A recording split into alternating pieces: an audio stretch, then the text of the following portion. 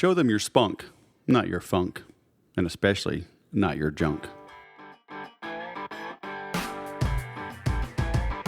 Welcome to the Sales Podcast. I'm Wes Schaefer, the Sales Whisperer, your host. This is where ordinary entrepreneurs come for inspiration and education to do whatever it takes for as long as it takes until the job gets done. Look, when I made the leap from corporate America to running my own business, I had a wife, 5 kids, a mortgage, and they all wanted to eat and sleep in warm beds. I didn't have the luxury of hitting rock bottom while I found myself on my buddy's couch or in somebody's basement or going back home so mommy could dry my eyes, pat my back, and tell me everything is going to be okay while I find myself. Oh no. I had to put food on the table, a lot of food on the table, every single day, every week, every month. This is the no hype, cut to the chase material, ideas, and training I wish I had when I started down my entrepreneurial journey. This is one of the premier sales, marketing, and entrepreneurial programs available, and it's free. Make sure to stay up to date on everything I'm working on, along with additional content I don't have time to share on the podcast by signing up for the Weekly Whisper at weeklywhisper.com. If you're curious about where to start when it comes to taking control of your sales and marketing is just selling in print, you can get my sales agenda to use in your everyday sales life at thesalesagenda.com. Finally, get the on-demand help you need to grow your sales at 30daysalesgrowth.com. Enter the promo code podcast to save a few bucks on your order. If you have any questions on ways I might be able to help you here with my team at The Sales Whisperer, feel free to email me, Wes at thesaleswhisperer.com. That is my actual email address, and I read everything that is not stupid, spammy, or ridiculous. Now on to the show. I'm back. Thanks for your patience. Thanks for your kind words. If you have not figured this out yet, I do this podcast simply to remind myself of what the heck I need to get done. It's fantastic being able to talk with people, map out some ideas, research, and vocalize it, and have people listen as I do self-therapy on myself. You're going to notice some changes coming up in the podcast. I'm starting to record videos, going back to interviewing some people, honestly, because I like it. I'm trying some new ideas, testing things. I have no sacred cows when it comes to business. And that's the beautiful thing about marketing and selling in today's digital age. There's no more guesswork, right? You know very quickly what works and what does not. As a matter of fact, I'm working on the title of my new book, and I took some advice from Tim Ferriss, and I'll document that here in a blog post soon. But I'm running some Google AdWords to see some different titles. And the market is telling me what they want to buy. So that's pretty cool. So, I say that because I'm tweaking the opening, working on the logo, going back to interviews, but I'm keeping the video, which I had never done in the past. I'm starting to put those up on YouTube. So, I mention all that in light of, today's topic, show them your spunk, not your funk or your junk, because it's easy to worry. It's far easier to worry than to plan. Although, even though it's kind of weird, right? It takes a lot more energy, and you really have nothing to show for it, but we all do it. I'm a worrier. I'm sitting here. I could literally take a year off and spend maybe an hour a week paying some bills, checking on some things. In September, I would have to renew my Infusionsoft certification. That would take me 3 or 4 hours. But I could literally take a year off. I could probably take 2 years off.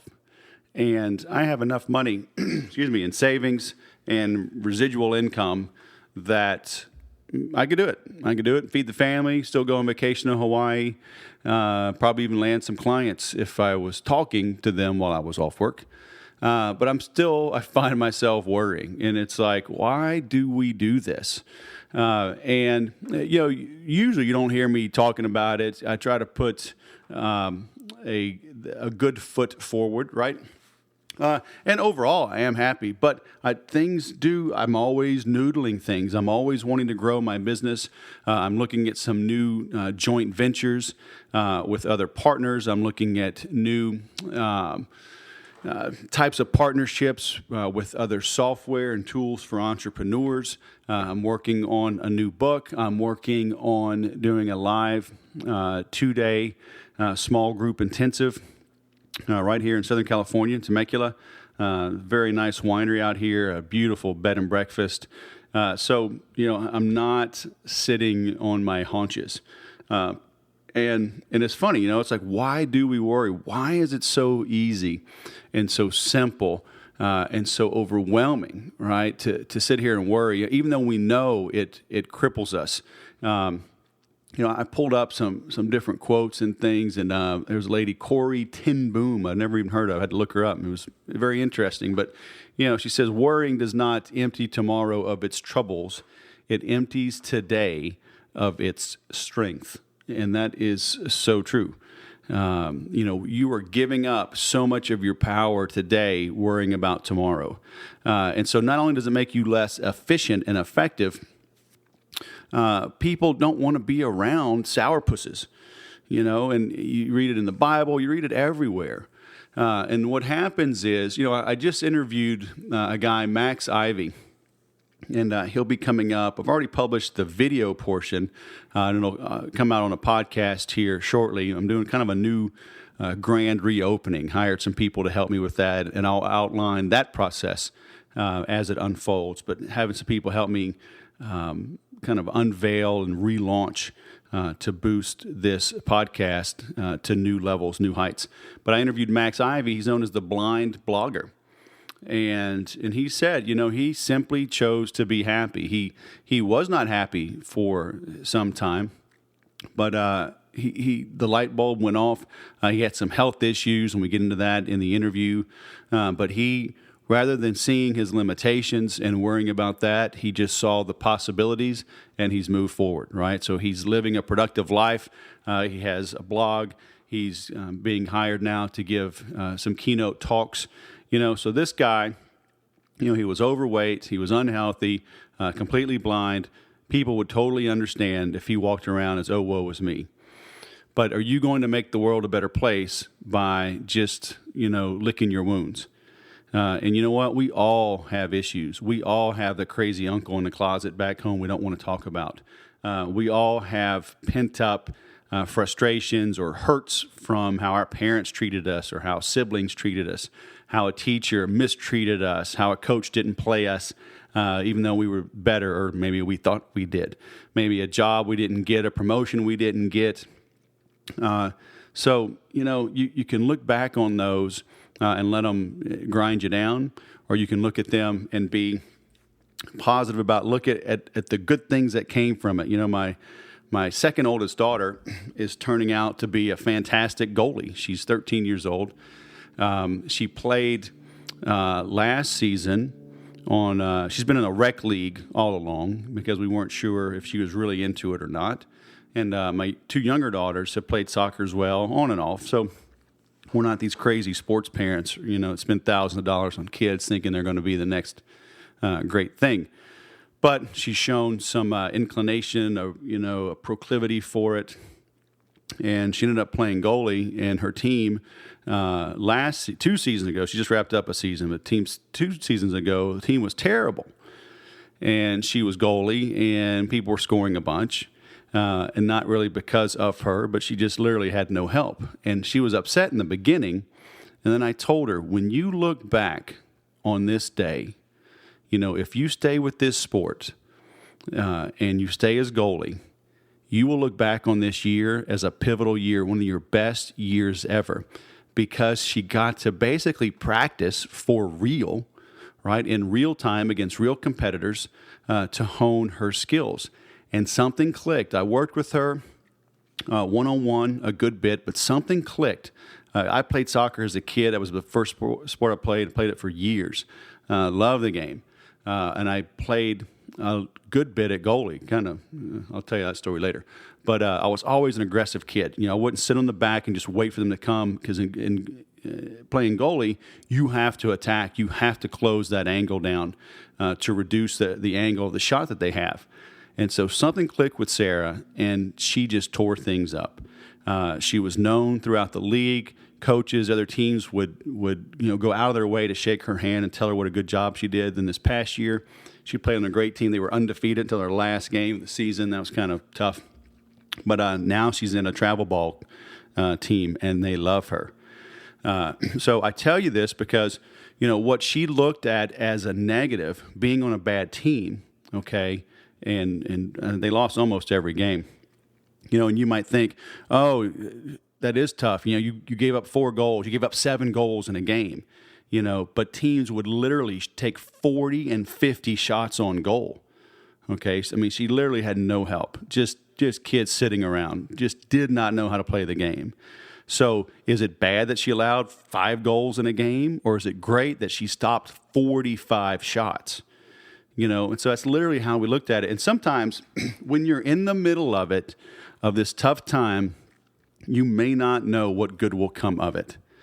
Okay. And sometimes maybe the only good is that how you conduct yourself inspires someone else to do something great. It inspires someone else to endure, to hang on until they have a chance for things to turn around, and then they can do some good in the world. They can, influence a child, who knows what, save somebody's life, right? Pull them from a car wreck, who knows? But adages and cliches exist because they are based in truth. And, the old, hard times don't last, tough times don't last, tough people do, and, things like that, they're true for a reason. I always like to say, if you're going through hell, don't stop. Okay. And regardless of what's happening, you got to put on your happy face, right? Because in business, in sales, whatever you do, if you're in operations, HR, whatever, you have to put on a good face, put a good front on things, because everybody is going through something. A friend of mine that I met through Social Media Examiner, super happy lady. She was going on vacation, and her son came down. He's an adult, but he came down with something. Boom, in the hospital. Ends up like with sepsis and staph infections, bloated, ICU. Terrible, right? She's posting his updates, and it's not good, but now he's coming through it, but everybody you meet, I just bring that up. If I didn't know her, gotten to know her personally, I wouldn't know what's going on in her life. And maybe she still has to go to work and make things happen in her day job. And when something that severe to happen to somebody that close to you, that is kind of tough to just brush off, right? And I'm not saying, like in her case, that she necessarily should, but the point is, we're all going through something. People have strained relationships. Money is tight. They have issues with their children. They have issues with their parents. A good friend of mine and partner, his dad died a couple years ago, and 2 years later, he's still fighting with his brother over the will. And he just found out, we talked this week, that his brother had hidden an annuity, a couple $100,000 from his dad that was rightfully both of theirs. Okay, but when you speak with him, you wouldn't know he was going through things like that. He puts his best foot forward. Okay, so I tell you that, remember, everybody's going through challenging times in some sort, and something you may not consider a big issue could be crippling to somebody else. So don't judge them based on what you can handle. Okay, it's all relative as to how tough, how crippling, how debilitating it could be to somebody. So give them all the benefit of the doubt. And if you're going through tough times, put it behind you as best you can and go out and take on the world, okay? Take on the challenges. Smile when you dial. Right? Literally smile when you're on the phone. Smile when you greet your prospects. Smile when you greet your clients. Smile when you greet your coworkers. Do everything you can to brighten up your own life. And if you need help doing that, a very simple thing to do is to pay somebody a compliment, okay? Call 2 people, 5 people, 10 people, and give them a compliment. go on LinkedIn and go write 5 recommendations. Go write 2 recommendations for somebody, a coworker, a friend, even a family member. Hey, I love working with this person. Okay. Go do that. Go do that right now. Go write 1, and I promise you will feel a little bit better. If I want to be a little self-serving, go to iTunes and write a 5-star review for this podcast. I promise you'll feel 100% better. I only kind of kid there. But I'm serious. Take time to pay somebody a compliment, say thank you, go out of your way, go serve somewhere, right? Go to a Goodwill, go to the food pantry, go help somebody that's in a worse position than you are, because no matter what, somebody else is in a worse position than you are. I was just this week, I got some great news from my cousin, my wife's cousin, and she was having a tough time trying to find a job, and she called me for some advice, and actually we texted a good bit. I love my Mac. I can type on the keyboard for text, but she had questions about a job she was applying for. She's like, I'm not sure if I even want it. But we both agree it was the devil talking, right? Putting doubt in her mind because she thought she was not qualified for the job. Okay. And long story short, she got the job. And there were many people, I think 5 or 6 that were interviewing, or at least went to the final stage of interview. So a lot of people applied for this job. Because where we are in Southern California, there's still a very high unemployment rate. A lot of people are applying. But she had to go through that tough time to really appreciate what she now has. This is a big race for her. It's a great opportunity. But she went through these tough times, and then just through some encouraging words that I gave her and some ways to prepare, some ideas, to her credit, she did everything I recommended. She researched the company. She went in with questions prepared ahead of time, and she got the job. And the people in the interview said it was a unanimous decision. And they loved how she came in prepared. They loved how she asked questions, tough questions that made them think, okay? But she was motivated to do this work because of the tough times she had gone through, and she was tired of going backwards. Okay, so those tough times made her ready for the good times. And you know what? You only have good times if you have bad, right? Because if they're all the same, then it's just blah. It just is life. So you need the bad to appreciate the good. Okay, and that's why, I put on the website, if you go check it out on this podcast, I got my favorite quote from good old Caddyshack. He says, "It's easy to grin when your ship comes in and you've got the stock market beat. But the man worthwhile is the man who can smile when his shorts are too tight in the seat." So we all have shorts a little bit too tight in the seat. Smile anyway, okay? Reward yourself for the little wins, okay? And the little win could be you made one more phone call, you sent one more email, you reached out to one more person that's been hard to reach, you attended one more Chamber of Commerce function, one more trade show. Something. Start with little baby steps. See the good in everything that you're working on, even if it's a crappy time right now. Remember that it won't last. And whatever you do, like I said, if you're going through hell, don't stop. And if you need some help, feel free to reach out. Hit me up on Twitter. You can email me, wes@thesaleswhisperer.com. You can leave a question on my Facebook page. Leave a question on the podcast page on thesaleswhisperer.com. I'll answer them. I prefer to answer them publicly. Okay. Obviously, if you've got a sensitive situation, you can email me. I'll do my best to try to help. I get a lot of emails, but if you have a technical question, a business question, I love grabbing those and answering them either as a podcast or answering them as a blog post, because whatever you're going through, I promise you're not alone. Many others are going through the same situation. Okay. So if nothing else, just realize you're not alone. There's others out there. Reach out, find some help, offer to help someone else, and I guarantee you things will be better. Thanks for listening. Show feedback and guest suggestions are always welcome. Let me know what topics you'd like me to cover and any cool guys or gals you'd like me to interview.